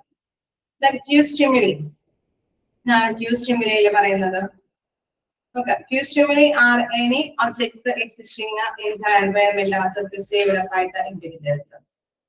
അവിടെ തീർച്ചയായിട്ടും നമുക്കറിയാം ആ ശക്തമായിട്ടുള്ള ഉദ്ദേശം നമുക്ക് പ്രാക്ടീസ് കൊണ്ടാണ് കിട്ടണേന്ന് പറഞ്ഞു അല്ലെ. നല്ലൊരു എക്സ്പീരിയൻസ് കിട്ടിയത് കൊണ്ടാണ് അതങ്ങനെ ചെയ്യുന്നത്. ഇൻ കേസ് നമുക്കറിയാം തൊഴിലാളികളുടെ ഇടയിലാണെങ്കിൽ തൊഴിലിന് എന്തെങ്കിലുമൊക്കെ തീരുമാനങ്ങളൊക്കെ എടുക്കുമ്പോൾ തീർച്ചയായിട്ടും നമുക്കറിയാം ചിലർക്ക് ചെയ്യാനായിട്ടുള്ള ഒരു കപ്പാസിറ്റി ഉള്ളവരെ പെട്ടെന്ന് തന്നെ അവർ ഡ്യൂട്ടി ഏർപ്പെടും. ചിലർക്ക് ചില കാര്യങ്ങൾ ഡിസിഷനൊക്കെ പറയാനായിട്ടുള്ള ഒരു നോളജ് ഉണ്ടെങ്കിൽ അവര് ആ തീരുമാനങ്ങളൊക്കെ എടുക്കാനായിട്ട് അവര് പ്രത്യേകമായിട്ട് തന്നെ മുതിർന്നവർ വരും അല്ലെ, മുന്നോട്ട് വരും. ക്യൂ സ്റ്റിമുലിയിലേക്ക് വരികയാണെങ്കിലും നമുക്കറിയാം ചില കാര്യങ്ങളുടെ വ്യക്തികളെ മനസ്സിലാക്കിയിട്ട് വേണം ചെയ്യാനായിട്ട്. Cue stimuli are any objective assisting the environment as perceived by the individuals അല്ലെ. ഓരോ ഇൻഡിവിജ്വൽസിന്റെയും നമുക്കറിയാം ഒരു പ്രത്യേകമായിട്ടുള്ള രീതിയിൽ അവർക്ക് എങ്ങനെയാണ് എന്നുള്ള കാര്യം മനസ്സിലാക്കിയിട്ട് വേണം പ്രതികരിക്കാനായിട്ട്. അതേ idea to discover the conditions under which stimulus will increase the probability of eliciting a specific response. Okay, അവിടെ നമുക്കറിയാം പ്രത്യേകമായിട്ട് റെസ്പോണ്ട് ചെയ്യാനായിട്ട് അവരെ കൊണ്ട് പ്രേരിപ്പിക്കുന്നത് ചിലപ്പോൾ സങ്കീർണമായിട്ടുള്ള ഒരു പ്രശ്നങ്ങളൊക്കെ ആയിരിക്കാം. അപ്പൊ അവിടെയൊക്കെ പ്രത്യേകമായിട്ട് അവർക്ക് പ്രതികരിക്കാനായിട്ടുള്ള കഴിവുണ്ടാവണമെങ്കിൽ തീർച്ചയായിട്ടും നമുക്കറിയാം അവർക്ക് അതിനുള്ള നോളജ് ഉണ്ടാവണം. എന്റെ പേരിലേ ഒരു പ്രത്യേകമായിട്ടുള്ള പ്രതികരണം വേണമെങ്കിൽ നമുക്കറിയാം പ്രത്യേകമായിട്ടുള്ള നോളജ് ഉണ്ടെങ്കിലാണ് അവർക്ക് പ്രതികരിക്കാനായിട്ട് സാധിക്കുള്ളൂ അല്ലെ. There may be two types of stimuli so far as there is result in terms of response. ഇതിലും രണ്ട് രീതിയിലുള്ള കാര്യങ്ങൾ മനസ്സിലാക്കാറുണ്ട്. ഈ പറഞ്ഞ റെസ്പോൺസുകൾ എങ്ങനെ നിന്നാണ് വരുന്നതെന്നുള്ളത്. There may be two types of stimuli so far as their result in terms of response are concerned with generalization and discrimination. അതായത് generalisation and discrimination എന്നുള്ള രീതിയിലാണ്. അത് ആ ടേംസ് മനസ്സിലാക്കി അത് എന്താണെന്നത് ക്ലിയർ ആവും. നോക്കാം എന്താണ് ജനറലൈസേഷൻ എന്നുള്ളത്. Generalization happens when a response is triggered by similar to new stimulus. Okay, if two stimulus are exactly alike, they will have the same probability of evoking a specific response. Generalization എന്ന് പറയുന്നതിന്റെ പ്രധാനപ്പെട്ട കാര്യം എന്ന് പറയുന്നത് അവർക്ക് സാമാന്യമായിട്ടുള്ള ഒരു പ്രതികരണമാണുള്ളത് അല്ലെ. ഓരോ പുതിയ ജോലിക്കും വീണ്ടും പഠിക്കേണ്ടതില്ല, അവർക്ക് സാമാന്യമായിട്ടുള്ള ഒരു ജ്ഞാനം അവിടെ ഉണ്ട്. കേസ് നമ്മളിപ്പോ എക്സ്പീരിയൻസ് ആയിട്ടുള്ള ഒരു പേഴ്സൺസിനെ സംബന്ധിച്ച് വരികയാണെങ്കിൽ ജനറൽ ആയിട്ട് കുറച്ച് നോളജ് അവർക്ക് ഉണ്ടാവും അല്ലെ. അവര് കാരണം ഒരുപാട് വർഷങ്ങളായി അവിടെ ജോലി ചെയ്യുന്നു. സോ അവർക്ക് എന്താണ് സാമാന്യമായിട്ടുള്ള കുറെ ജ്ഞാനം അവർക്ക് ഉണ്ടാവും. സോ അവർക്ക് അതനുസരിച്ചിട്ടുള്ള പഠന മികവ് അവർക്ക് വേണ്ടി വരില്ല അല്ലെ. The principles of generalization holds significant implication for human learning. അതിന് പ്രധാനമായിട്ടും ഹ്യൂമനെ കുറിച്ചിട്ട് പഠിക്കുക എന്നുള്ളതാണ്. അതായത് അവിടെയുള്ള എംപ്ലോയീസിനെ കുറിച്ചിട്ട് പഠിക്കുക എന്നുള്ളതാണ് ഇവിടെ പ്രധാനമായിട്ട് വരുന്നത്. അതായത് because generalization a person does not have to completely relearn each of the employee task. കാരണം അവർക്ക് അല്ലെ ഓരോരുത്തർക്കും മൊത്തമായിട്ട് അവർക്ക് മനസ്സിലാക്കേണ്ട കാര്യമില്ല. കാരണം അവർ നേരത്തെ കൂട്ടി അവിടെ ഉള്ള എംപ്ലോയീസ് ആയിരിക്കും, നല്ല എക്സ്പീരിയൻസ്ഡ് ആയിരിക്കും. സോ അവരെ കുറിച്ചിട്ട് അവർക്ക് കൂടുതലൊന്നും അറിവ് നേടിയിരിക്കേണ്ടതില്ല, കുറച്ചൊക്കെ എന്തെങ്കിലും അറിവുകളായിരിക്കും നേടിയിരിക്കേണ്ടത്. It enables members to adjust to both the overall changing conditions and specific new tasks. Okay, നമുക്കറിയാം ഒരു പുതിയ ചേഞ്ചസ് വരുമ്പോൾ മാത്രം അവർക്ക് എന്തെങ്കിലുമൊക്കെ കുറച്ചുകൂടി പഠനം വേണ്ടി വരുള്ളൂ. Individuals can draw on a previous learning experience to adapt more easily to new learning situations. അപ്പൊ അത് മാത്രമല്ല നമുക്കറിയാം നല്ല എക്സ്പീരിയൻസ് ഉള്ള പേഴ്സൺസ് ഒക്കെ ആണെങ്കിൽ പുതിയ കാര്യങ്ങൾ സിറ്റുവേഷൻസിനെ കുറിച്ചിട്ട് പഠിക്കാനായിട്ട് അവർക്ക് ഈസിലി അവർക്ക് ആക്സെപ്റ്റ് ചെയ്യാൻ സാധിക്കും. കാരണം അവരെ സംബന്ധിച്ച് ഇത് അല്ലെ കുറച്ച് പുതുമയുള്ള കാര്യങ്ങൾ മാത്രം അവർക്ക് ലേൺ ചെയ്യേണ്ടതുള്ളൂ. മോസ്റ്റ്ലി നമുക്കറിയാം അവർക്ക് നാച്ചുറലി അവർക്ക് ബാക്കിയുള്ള കാര്യങ്ങളെ കുറിച്ചിട്ടുള്ള നല്ല അവയർനെസ് ഉണ്ടായിരിക്കും. അപ്പൊ അങ്ങനെയുള്ളവരാണ് ജനറലൈസേഷൻ എന്നുള്ള കാറ്റഗറീസിൽ വരുന്നത്. ഓക്കെ, ക്ലിയർ ആവുന്നുണ്ടോ? ഒരു ഓർഗനൈസേഷനിലെ എംപ്ലോയീസിനെ ആണ് അവിടെ തരംതിരിച്ച് ഇവിടെ പ്രത്യേകമായിട്ട് എടുത്തു പറയുന്നത്. ജനറലൈസേഷൻ എന്ന് പറയുമ്പോൾ തീർച്ചയായിട്ടും അവർക്ക് ഒരുപാട് ജ്ഞാനങ്ങളുണ്ട്, അറിവുണ്ട്, ലേണിങ്സ് ഉണ്ട്. അതിനപ്പുറം ന്യൂ ആയിട്ടുള്ള എന്തെങ്കിലും കാര്യങ്ങൾ ഉണ്ടെങ്കിൽ അത്തരത്തിലുള്ള കാര്യങ്ങളെ കുറിച്ചിട്ട് മാത്രമാണ് അവയർനെസ് വേണ്ടി വരുന്നത്. ഓക്കെ, ഡിസ്ക്രിമിനേഷൻ എന്ന് പറയുമ്പോൾ is a process whereby an organization learns to imitate a response to a stimulus but avoids making the same response to similar but somewhat. Okay, അത് റിപ്പീറ്റ് ചെയ്ത് വന്നിരിക്കുകയാണ്. അതായത് ഇവിടെ പ്രധാനമായിട്ടും പറയുന്നത് എന്താണ്, സെയിം റെസ്പോൺസ് അല്ല അല്ലെ. ചിലപ്പോ ഒരു പോലെയുള്ള കുറെ പേർക്ക് അല്ലെ കുറെ എംപ്ലോയീസിന് നമ്മൾ ജോലിയും കാര്യങ്ങളൊക്കെ കൊടുക്കുമ്പോൾ അവരിൽ നിന്ന് കിട്ടുന്നത് നമുക്കറിയാം എല്ലാം വ്യത്യസ്തമായിട്ടുള്ള പേഴ്സൺസ് ആണ്, വ്യത്യസ്തമായിട്ടുള്ള നേച്ചറൊക്കെ അറിയാം നമുക്ക്. അപ്പൊ അതുകൊണ്ട് തന്നെ വ്യത്യസ്തമായിട്ടുള്ള ഒരു പ്രൊഡക്ട്സ് അല്ലെങ്കിൽ അവരിൽ നിന്ന് കിട്ടുന്ന ഔട്ട്പുട്ട് എന്ന് പറയുന്നത് വ്യത്യസ്തമായിരിക്കാം. എനിവേ അതിനപ്പുറം ഒരു സൂപ്പർവൈസേഴ്സിന് അറിയാം അല്ലെ, ഇന്ന എംപ്ലോയേഴ്സിന് കുറച്ച് കാര്യങ്ങൾ ഇങ്ങനെയൊക്കെ ചെയ്യാനായിട്ട് സാധിക്കും, ചിലർക്ക് സ്കില്ല് ഹാൻഡിൽ ചെയ്യാനായിട്ട് സാധിക്കും. അതിനെക്കുറിച്ചുള്ള ഒരു വ്യക്തമായ ലേണിംഗ് എന്താണ് അവരുടെ മേലുദ്യോഗസ്ഥന്മാർക്ക് ഉണ്ടാവും. അതാണ് അവിടെ വിവേചനപരമായിട്ടുള്ള രീതിയിൽ അവർക്ക് കാര്യങ്ങൾ മനസ്സിലാക്കാനായിട്ടുള്ള പവർ എന്ന് പറയുന്നത്. Discrimination has extensive applications in organizational behaviour. Discrimination എന്ന് പറയുന്നത് നമുക്കറിയാം മറ്റൊരു തരത്തിലുള്ള ഒരു ആപ്ലിക്കേഷൻ ആണ്. അതായത് പഠിച്ച് അല്ലെ ഓരോരുത്തരെയും പഠിച്ചിട്ട് അവരെ കാറ്റഗറൈസ് ചെയ്യാൻ പറ്റുന്ന ഒരു കാര്യമാണ്. ഇവിടെ എക്സാമ്പിൾ പറയുന്നത് supervisor can discrimination between two equally high producing workers, one with the low quality and the other with the high quality. Okay, നമ്മൾ പ്രോഡക്ട്സ് ഉൽപ്പാദിപ്പിക്കുമ്പോൾ ഒരു കൂട്ടർ നല്ല ഹൈ ക്വാളിറ്റിയോട് കൂടിയിട്ടുള്ള പ്രോഡക്ട്സ് ഉൽപ്പാദിപ്പിക്കുക, മറ്റൊരു കൂട്ടർ ചിലപ്പോൾ ലോ ക്വാളിറ്റിയോട് കൂടിയിട്ടുള്ള പ്രോഡക്ട്സ് ആയിരിക്കും ഉൽപ്പാദിപ്പിക്കുന്നത്. കാരണം അവരുടെ കഴിവനുസരിച്ചിട്ട്, അവരുടെ നോളജ് അനുസരിച്ചിട്ട്, അവരുടെ സ്പീഡ് അനുസരിച്ചിട്ട്, അവരുടെ ബിഹേവിയർ അനുസരിച്ചിട്ടൊക്കെ ആയിരിക്കും അവരുടെ പ്രോഡക്റ്റ് ഉൽപ്പാദിപ്പിക്കുന്നത്. അപ്പൊ ആ ഒരു വേർതിരിവ് നമുക്ക് കൃത്യമായിട്ട് സൂപ്പർവൈസേഴ്സിന് അറിയാനായിട്ട് സാധിക്കും. അപ്പൊ അവിടെ തീർച്ചയായിട്ടും നമുക്ക് നെക്സ്റ്റ് ഇതിൽ പഠിക്കാനുള്ളത് എന്താണ്? പ്രധാനമായിട്ട് ക്യൂ സ്റ്റിമുലി അല്ലെ. ക്യൂ സ്റ്റിമുലി എന്ന് പറയുന്നത് object assisting the environment as perceived by the individuals അല്ലെ. ഓരോ ഇൻഡിവിജ്വൽസിനെ കുറിച്ചിട്ട് നമ്മൾ അവെയർ ആവുന്ന ഒരു രീതിയാണ്. അപ്പൊ അതില് പ്രധാനമായിട്ടും കണ്ടുപിടുത്തമാണ് നടക്കുന്നത് അല്ലെ. The idea is to discover the condition which stimulus will increase the probability of eliciting a specific response. ഓരോരുത്തരുടെയും ആ റെസ്പോൺസുകൾ എന്താണെന്ന് കണ്ടുപിടിക്കുന്ന ഒരു പ്രോസസ്സിംഗ് ആണ് ക്യൂ സ്റ്റിമുലി വരുന്നത്. അതായത് രണ്ട് തരത്തിലുള്ള കാറ്റഗറൈസ് ചെയ്യുന്നുണ്ട്, ജനറലൈസേഷൻ ആൻഡ് ഡിസ്ക്രിമിനേഷൻ അല്ലെ. അവിടെ എന്താണ് ഡിസ്ക്രിമിനേഷൻ വിവേചനാപൂർവമായിട്ടുള്ളത്, വിവേചനത്തോട് കൂടിയിട്ടുള്ളത്. ജനറലൈസേഷൻ എന്ന് പറഞ്ഞാൽ നാച്ചുറലി അവരുടെ എക്സ്പീരിയൻസ്ഡ് ആയിട്ടുള്ള പേഴ്സൺസ് ആയിരിക്കും, അവർക്ക് അത്യാവശ്യം അല്ലെ നോളജ് ഒക്കെ ഉണ്ട്. പുതിയ പുതിയ എന്തെങ്കിലും കാര്യങ്ങളെ കുറിച്ചിട്ട് ഇംപ്ലിമെന്റ് ചെയ്യുന്നുണ്ടെങ്കിൽ അതിനെ കുറിച്ചിട്ടുള്ള അറിവ് മാത്രം അവർക്ക് കൊടുത്താൽ മതിയാവും. അതേസമയം വിവേചനാപൂർവ്വം കൈകാര്യം ചെയ്യാൻ ഒരു കൂട്ടരുണ്ട്. അതായത് ചിലര് എന്താണ് എന്തെങ്കിലും ഉത്പാദനത്തില് കൈകാര്യം ചെയ്തു വരുമ്പോൾ ക്വാളിറ്റിയോട് കൂടിയിട്ട് റിസൾട്ട് തരുന്നവരുണ്ടാവാം. ചിലരുടെ റിസൾട്ട് എന്ന് പറയുന്നത് ക്വാളിറ്റി അത്രയും ക്വാളിറ്റി ഇല്ലാത്തവരുണ്ടാവാം. അപ്പൊ അത് കണ്ടറിഞ്ഞിട്ട് വേണം അവർക്ക് വർക്കിംഗ് കാര്യങ്ങളൊക്കെ ഏൽപ്പിച്ചു. നമുക്കറിയാം തീർച്ചയായിട്ടും നല്ല നല്ല അല്ലെ ഭയങ്കര എന്താ പറയാ, ഏതൊരു വലിയ കമ്പനി ആണെങ്കിലും വലിയ ഫേം ആണെങ്കിലും ഓർഗനൈസേഷൻ ഒക്കെ ആണെങ്കിലും അവിടെ കുറച്ച് പ്രാധാന്യമുള്ള വർക്കുകളൊക്കെ ഏൽപ്പിക്കുന്നത് എന്താണ് കഴിവിട്ടവരെ ആയിരിക്കും അല്ലെ. അപ്പൊ ആ ഒരു കമ്പാരിസൺ, ആ ഒരു ലേണിംഗ് ഉണ്ടെങ്കിൽ, ആ ലേണിംഗ് നോളജ് ഉണ്ടെങ്കിൽ മാത്രമാണ് കഴിവിട്ടവരെ കുറെ കാര്യങ്ങൾ ഏൽപ്പിക്കാനായിട്ട് സാധിക്കുള്ളൂ. കഴിവ് കുറഞ്ഞവരെ അതിനനുസരിച്ചുള്ള വർക്കുകൾ ഏൽപ്പിക്കാനായിട്ട് സാധിക്കും. പക്ഷെ അതിനെ കുറിച്ചിട്ടുള്ള നോളജ്, ആ ലേണിംഗ് ആരറിഞ്ഞിരിക്കണം? നേതൃത്വത്തിലുള്ള വ്യക്തികൾ അല്ലെ, ടോപ്പ് ലെവലുള്ള ജീവനക്കാര് അറിഞ്ഞിരിക്കണം. ഓക്കെയാണോ?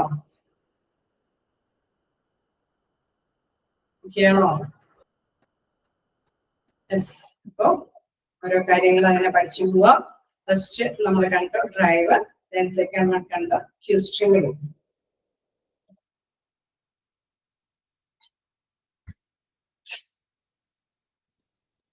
വീണ്ടും നമുക്ക് നോക്കാനുള്ളത് എന്താണ്? അവിടെ ജനറലൈസേഷന് എന്താണ്, ഡിസ്ക്രിമിനേഷൻ ഒക്കെ ഒന്ന് നോട്ട് ചെയ്ത് പോവുക. എന്താണ് ക്യൂ സ്റ്റിമുലി എന്നുള്ള കാര്യങ്ങൾ ഓർത്തിക്കുക. Cue stimuli are I object assisting the environment as perceived by individuals. Next നമുക്ക് നോക്കാനുള്ളത് എന്താണ്? റെസ്പോൺസസ്. ഓക്കെ, റെസ്പോൺസസ് എന്ന് പറയുമ്പോൾ പ്രതികരണങ്ങൾ അല്ലെ.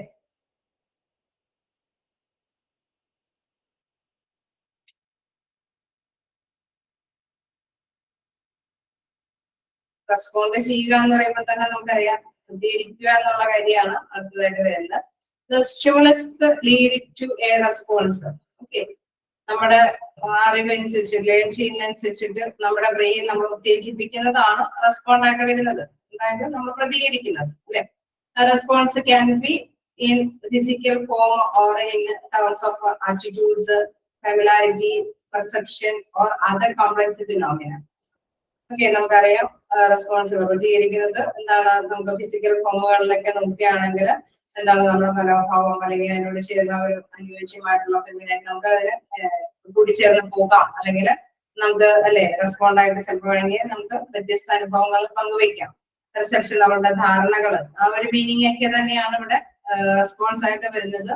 അങ്ങനെ വേറെ ഏത് രീതിയിലുള്ള ഫിനോമിനയിലും എടുക്കാം. അതായത് നമ്മളിപ്പോ എന്തൊരു സാധാരണ പെൻസിലാണെങ്കിൽ അതിന്റെ ഉപയോഗം എന്താണെന്ന് കണ്ടു കഴിഞ്ഞാൽ തീർച്ചയായിട്ടും നമുക്കറിയാം അത് കുട്ടികൾക്കാണെങ്കിൽ പറഞ്ഞു കൊടുക്കുമ്പോൾ അവരെ ഗ്രഹിക്കും. ഓക്കെ, അപ്പൊ അവരുടെ മൈൻഡിൽ ഉണ്ടാവും അത് ഇത് എന്ന് പറയുന്നത് എഴുതാൻ ഉപയോഗിക്കുന്ന ഒരു ടൂൾ ആണെന്നുള്ളത് കൃത്യമായിട്ട് അവർക്കറിയാം അല്ലെ. അവര് ഇൻ കേസ് എവിടെയെങ്കിലും ചെല്ലുമ്പോൾ ഇൻ കേസ് നമുക്കറിയാം അവരുടെ പെട്ടെന്ന് എന്തെങ്കിലും എഴുതേണ്ട കാര്യങ്ങൾ വരുമ്പോൾ പെൻസിൽ കിടക്കുന്നുണ്ടെങ്കിൽ അവർ ആദ്യം അതെടുത്ത് ചെയ്യും. കാരണം അവരുടെ മൈൻഡിൽ അത് ഓട്ടോമാറ്റിക്കലി അല്ലെ അത് ഡെപ്തായിട്ടുണ്ട്. സോ അവരുടെ ആ മനോഭാവം അല്ലെങ്കിൽ അതിനോട് ഫെമിലാരിറ്റി അത് ഉപയോഗിച്ച് ഫെമിലാരിറ്റി ഉള്ളത് കൊണ്ടാണ് അവർ ചെയ്യുന്നത്. അല്ലെങ്കിൽ അവരുടെ ധാരണയിൽ അതിന്റെ ഉപയോഗം ഇതാണ് എന്നുള്ളത് കൊണ്ടാണ് അവർ അങ്ങനെ ചെയ്യുന്നത്. നമ്മുടെ എംപ്ലോയീസ് ആണെങ്കിലും അങ്ങനെ തന്നെയാണ്. അവരുടെ ധാരണകൾ എന്താണോ അല്ലെങ്കിൽ അവർക്ക് എന്താണ് എന്തിനാണോ ഫെമിലാരിറ്റി തോന്നുന്നത് അവരത് പ്രതികരിക്കും, റെസ്പോണ്ട് ചെയ്യും.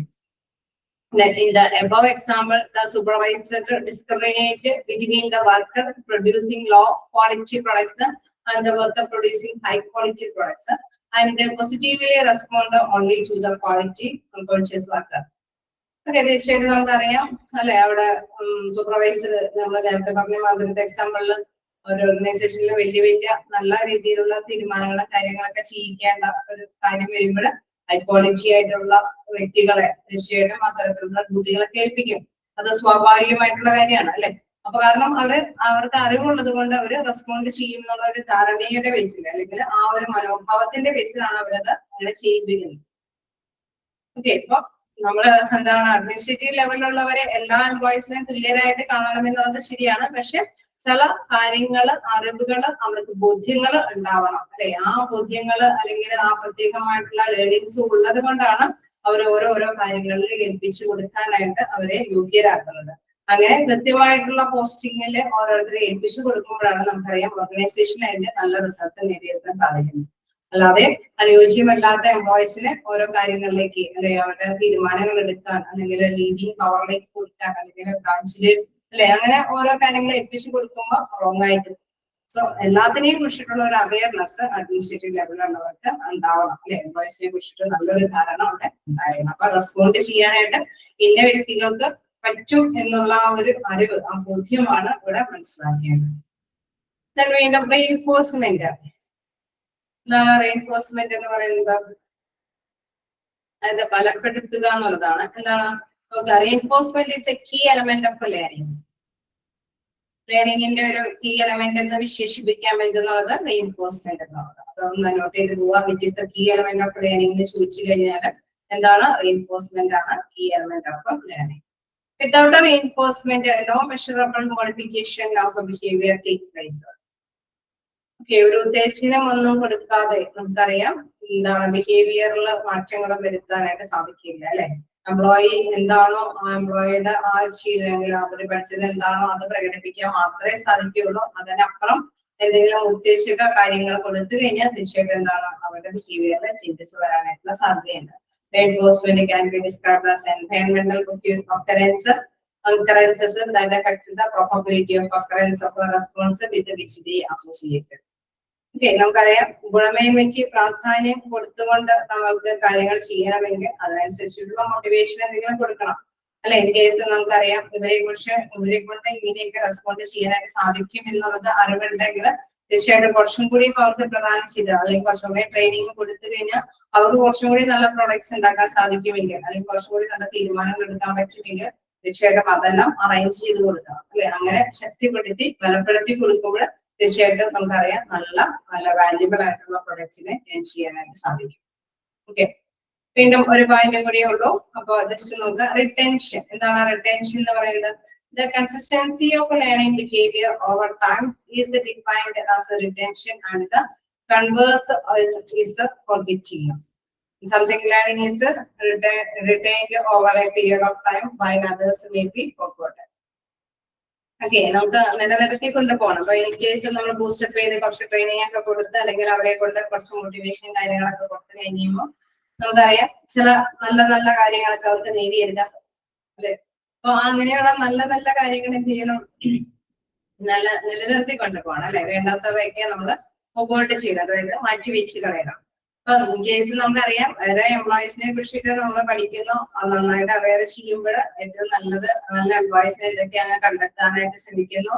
ദെൻ അവരെ എന്താണ് റീഇൻഫോഴ്സ് ചെയ്ത് അവരെ ബൂസ്റ്റപ്പ് ചെയ്ത് നിലനിർത്തുമ്പോൾ നമുക്ക് തീർച്ചയായിട്ടും നമുക്കറിയാം അവർക്ക് കൊടുക്കുന്ന ട്രെയിനിങ്ങും കാര്യങ്ങളൊക്കെ കിട്ടുമ്പോൾ കുറച്ചും കൂടി നല്ല രീതിയിൽ അവർക്ക് എന്തെങ്കിലും കാര്യങ്ങൾ അല്ലെങ്കിൽ പ്രൊഡക്ട്സ് ഉത്പാദിപ്പിക്കുന്ന കാര്യങ്ങളിലേക്ക് ആണെങ്കിലും അല്ലെങ്കിൽ കുറച്ച് തീരുമാനങ്ങളൊക്കെ നല്ല രീതിയിൽ ഡെവലപ്പ് ചെയ്തെടുക്കുന്ന കാര്യങ്ങളാണെങ്കിലും എന്താണെങ്കിലും അവർക്ക് കുറച്ചും കൂടി മെച്ചപ്പെടുത്തി കൊണ്ടുപോകാൻ സാധിക്കും. അപ്പൊ പഴയ കുറച്ച് കാര്യങ്ങളൊക്കെ അവർക്ക് എന്താണ് മറന്ന് അല്ലെ അവരുടെ കഴിവുകൾ നല്ല വശം പഠിക്കുമ്പോൾ തീർച്ചയായിട്ടും അങ്ങനെയാണല്ലോ പഴയ ചീത്ത വശങ്ങളെല്ലാം നമ്മൾ റിമൂവ് ചെയ്ത് കൊണ്ടുപോകാം. അങ്ങനെ നിലനിർത്തി കൊണ്ടുപോകുമ്പോൾ തീർച്ചയായിട്ടും എന്താണ് നമുക്കറിയാം ടൈം ടു ടൈമില് ഓർഗനൈസേഷന് നമുക്ക് നേട്ടങ്ങൾ നേടിയെടുത്ത് കൊണ്ടുവരാനായിട്ട് സാധിക്കും. The consistently of learning behavior over time is defined as a retention and the converse of is a forgetting.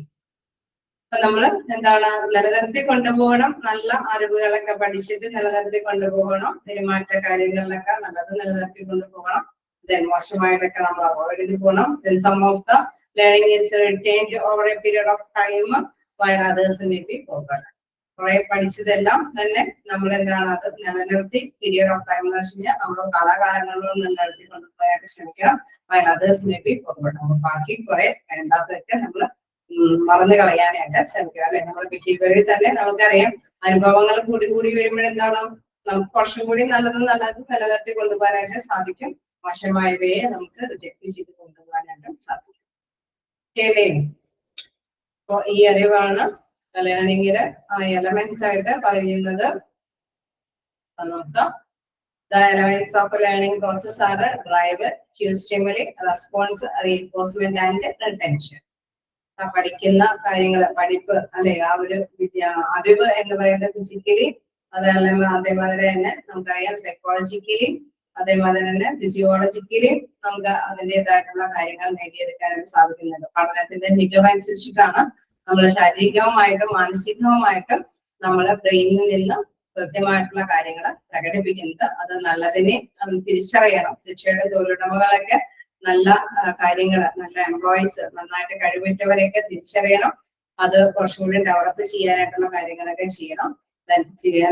മോശമായവയൊക്കെ reject ചെയ്ത് അതായത് അവരെ തള്ളിക്കളയാനല്ല ഉദ്ദേശിച്ചത്, അവർക്ക് ആവശ്യമായിട്ടുള്ള ട്രെയിനിങ് ഒക്കെ കൊടുത്ത് അവരെ ഡെവലപ്പ് ചെയ്തെടുക്കണം. പക്ഷെ ഏറ്റവും മോസ്റ്റ്ലി യൂസ് ചെയ്യേണ്ടവർക്കൊക്കെ ഏറ്റവും നല്ല കഴിവിട്ട എംപ്ലോയീസിനൊക്കെ യൂട്ടിലൈസ് ചെയ്യാനായിട്ട് ശ്രമിക്കണം.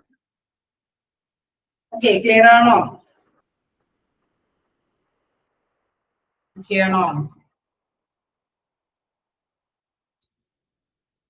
ഓക്കെ, എന്തെങ്കിലും ഡൗട്ടുകള്? എല്ലാത്തിന്റെയും ജസ്റ്റ് അതൊന്ന് നോട്ട് ചെയ്ത് പോയാൽ എന്താണ് reinforcement is a key element of learning. ചെറിയ ചെറിയ പോയിന്റ്സ് ആയിട്ട് പഠിച്ചാൽ മതി, അതിനകത്തൊന്നും പഠിക്കേണ്ട. The consistency of learning behavior over time is defined as a retention. അല്ലെ, retention എന്ന് പറയുന്നത് എന്താണ്? The consistency of learning behavior over time is defined as a retention. നിലനിർത്തി കൊണ്ടുപോവേണ്ടത് നിലനിർത്തി കൊണ്ടുപോകണം അല്ലെ, മറ്റുള്ളവയെ നമ്മൾ ഫോർവേഡ് ചെയ്തു പോകാം.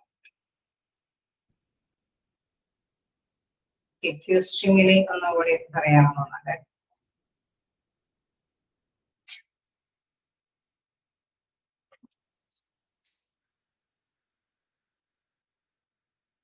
ഓക്കെ, ക്യൂസ്ട്രിമിൽ എന്ന് പറയുന്ന അത് തീമായിട്ട് മനസ്സിലാക്കുക. അതായത് നമുക്ക് അല്ലെ അവരെ മനസ്സിലാക്കിയെടുക്കുക, ഒരു പ്രത്യേകമായിട്ടുള്ള പ്രതികരണ ശേഷി എന്താണെന്നുള്ളത് നമ്മൾ മനസ്സിലാക്കിയെടുക്കുക. There may be two types of stimuli of ഇവിടെ സ്റ്റിമുലി എന്ന് പറയുമ്പോൾ നമുക്ക് മനസ്സിലാക്കുക അവര് നമ്മുടെ ബ്രെയിൻ എന്താണ് നമ്മളെ കൊണ്ട് ഉത്തേജിപ്പിച്ച് ചെയ്യിപ്പിക്കുന്നത്, അതനുസരിച്ചിട്ടല്ലേ നമുക്ക് പ്രതികരിക്കാനായിട്ട് സാധിക്കുള്ളൂ. The idea is to discover the condition under which stimulus will increase the probability of eliciting a specific response. ആ ഓരോ സ്പെസിഫിക് ആയിട്ട് നമ്മളുടെ റെസ്പോൺസ്, നമ്മുടെ പ്രതികരണങ്ങൾ അതിനെ നമ്മൾ കണ്ടെത്തണം അല്ലെ, ഡിസ്കവർ ചെയ്യണം. എംപ്ലോയറിനെ സംബന്ധിച്ചാണെങ്കിൽ തീർച്ചയായിട്ടും തൊഴിലുടമകൾ അല്ലെങ്കിൽ സൂപ്പർവൈസേഴ്സ് ഒക്കെ അത് കണ്ടെത്തണം. എംപ്ലോയീസ് എങ്ങനെയാണ് വ്യാപരിക്കുന്നത്. There are two types of stimuli so far as clear the result in terms of response. അവര് പ്രതികരിക്കുമ്പോൾ അവരെ കാറ്റഗറൈസ് ചെയ്യാനായിട്ട് സാധിക്കും. ചിലർക്ക് നമുക്കറിയാം ഒരു പ്രതികരണ ശേഷി അത്യാവശ്യം അവർക്ക് അത്യാവശ്യം നോളജ് ഒക്കെ ഉണ്ട്, പുതുമയുള്ള എന്തെങ്കിലും കാര്യങ്ങൾ കൊടുക്കുമ്പോൾ മാത്രം കുറച്ചും കൂടി പ്രാക്ടീസ് അല്ലെങ്കിൽ എക്സ്പീരിയൻസ് ഒക്കെ കൊടുക്കേണ്ടതുള്ളൂ. അങ്ങനെയുള്ളവരാണ് എന്താണ് ജനറലൈസേഷൻ എന്നുള്ള ഒരു കാറ്റഗറിയിൽ വരുന്നത്. ഓക്കെ, രണ്ട് തരത്തിലുള്ള സ്റ്റിമുലീസ് ആണ് നമ്മൾ പറഞ്ഞു വരുന്നത്, ജനറലൈസേഷൻ ആൻഡ് ഡിസ്ക്രിമിനേഷൻ അല്ലെ. അവിടെ ജനറലൈസേഷൻ എന്ന് പറയുമ്പോൾ അവർക്ക് പുതിയ എന്തെങ്കിലും വരുമ്പോൾ മാത്രം അഡീഷണൽ ആയിട്ട് എന്തെങ്കിലും കാര്യങ്ങൾ പകർന്നു കൊടുക്കേണ്ടതുള്ളൂ. Because of the generalization a person does not have to completely relearn each of the new task. പുതിയ ടാസ്കുകളെ കുറിച്ചിട്ട് വീണ്ടും വീണ്ടും പഠിക്കേണ്ടതില്ല. കാരണം അവർക്ക് എന്താണ് മോസ്റ്റ്ലി അവർക്ക് നല്ല എക്സ്പീരിയൻസ് ഉണ്ട്. It enable members to adjust to both overall changing condition and specific new task. ചില ചേഞ്ചസ് വരുത്തുകയോ ന്യൂ ആയിട്ടുള്ള ടാസ്കുകളൊക്കെ ഉണ്ടെങ്കിലാണ് അവർക്ക് അഡീഷണൽ ആയിട്ട് എന്തെങ്കിലും നോളജ് ഒക്കെ കൊടുക്കേണ്ടതുള്ളൂ. Individual can draw on a previous learning experience to adapt more easily to new learning situation. മാത്രമല്ല അവർക്ക് നേരെ എക്സ്പീരിയൻസ് ഉള്ളത് കൊണ്ട് പുതിയ സിറ്റുവേഷൻസ് ഒക്കെ എളുപ്പത്തിൽ പഠിക്കാനായിട്ട് സാധിക്കും. അപ്പൊ കാറ്റഗറൈസ് ചെയ്യുമ്പോൾ ആ എംപ്ലോയീസ് ഓക്കെ വലിയ കുഴപ്പമില്ലാത്തവരാണ്. പുതിയ ഇംപ്ലിമെന്റിംഗ് സംഭവങ്ങളൊക്കെ വരുമ്പോൾ അവരെ കൊണ്ട് ചെയ്യിപ്പിക്കാൻ ആദ്യം ശ്രമിക്കും. കാരണം അവർക്ക് എളുപ്പത്തിൽ ഗ്രഹിക്കാനായിട്ട് സാധിക്കും. അതേസമയം ഡിസ്ക്രിമിനേഷൻ എന്ന് പറയുമ്പോൾ നമുക്കറിയാം അവരെങ്ങനെയാണ് learns to emit a response to stimulus but avoids making them same response to similar but different stimulus. എന്ന് വെച്ചാൽ അവർക്ക് കുറച്ച് കൂടി റെസ്പോണ്ട് കുറവായിരിക്കും, മറ്റവരെ പോലെ അല്ല അല്ലെ. കുറച്ച് ലേണിംഗ് പവർ കുറവായിരിക്കും. Discrimination extends applications organisation behaviour. Okay, നമുക്കറിയാം അവിടെ അവർക്ക് കൂടുതൽ കുറച്ചും കൂടി ആപ്ലിക്കേഷൻസ് കുറച്ചും കൂടി ട്രെയിനിങ്ങും കാര്യങ്ങളൊക്കെ ചിലപ്പോൾ അവർക്ക് ലഭ്യമാക്കി കൊടുക്കേണ്ടതുണ്ട്.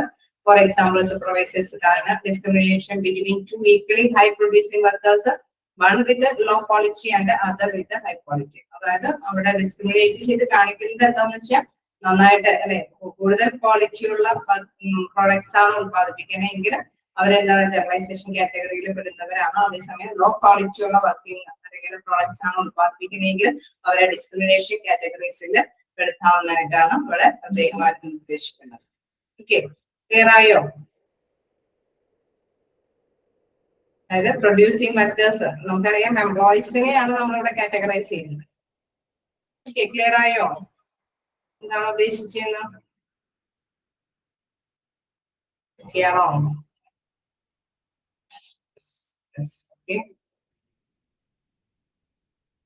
ഇനി നമുക്ക് നെക്സ്റ്റ് ടൈമിൽ കാണാം. വായിച്ചിട്ട് തന്നെ വരിക. എന്തെങ്കിലും ഡൗട്ട് ഉണ്ടെങ്കിൽ ക്ലിയർ ചെയ്ത് പോകാം. Okay. Sure.